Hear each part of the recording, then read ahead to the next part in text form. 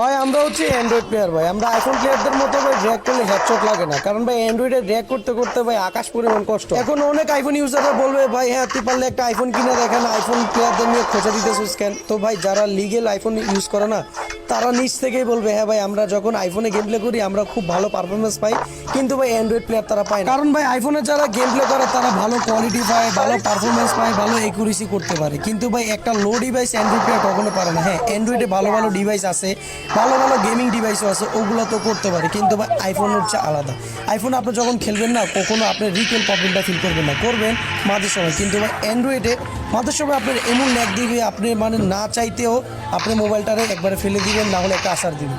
তো ভাই এই জিতটা সবারই হয়, অ্যান্ড্রয়েড প্লেয়ার ভাই মানে লিজেন্ড ভাই, আমি সবসময় মেনে নিই ভাই। আমি অ্যান্ড্রয়েডে খেলতেছি এমন না, আমিও আইফোনে খেলছি, আমি জানি আইফোনে কিরকম পারফরমেন্স করা যায়। তো আপনারা তারাই কমেন্ট করবেন যারা লিগেল লো ডিভাইস, তাদেরকে মন থেকে আমি সব